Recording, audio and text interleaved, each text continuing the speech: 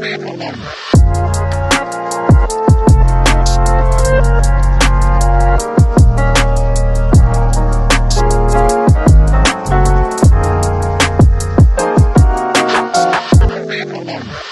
today we're looking at Williams guard.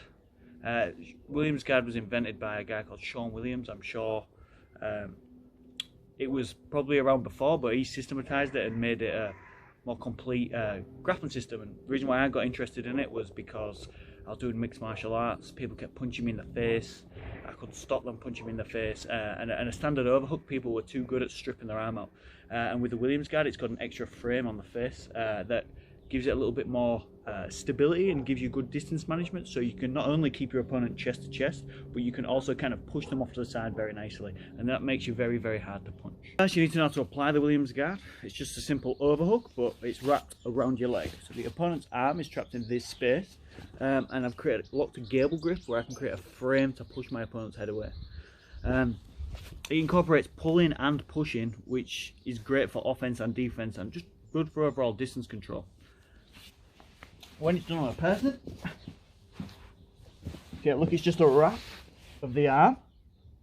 You're going to raise that leg high, wrap the shoulder joint, okay, and around the leg, and create this cross frame here.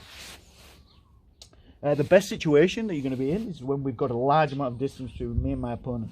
Okay, the grip's going to get worse as your opponent pushes you flat.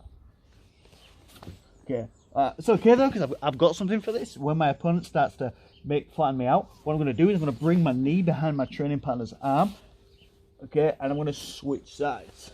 I can use the momentum from their grips to help me change sides. So you push it, and I switch sides. They push it, and I switch sides. They push in, and I switch sides. Beautiful.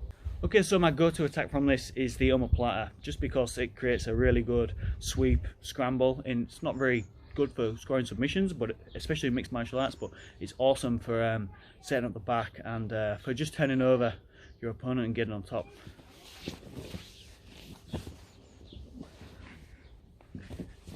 So first we've got to get these grips, okay? So my opponent throws a strike, look, I'm going to angle to the side, okay, and I'm going to catch an overhook.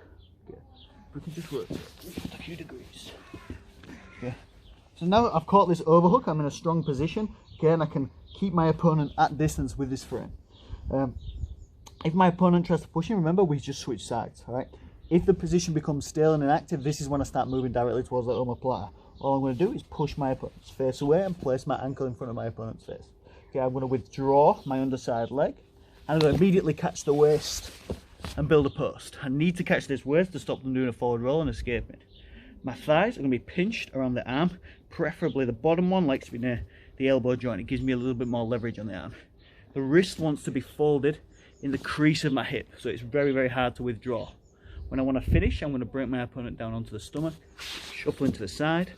I'm going to lock an S grip under my training partner's shoulders, okay, or a gable grip, okay, and just hip hinge up. Get my omoplata finish. You don't want this elbow to slip out, okay? It's going to give you a much less braking capacity, so make sure you got this elbow trapped inside.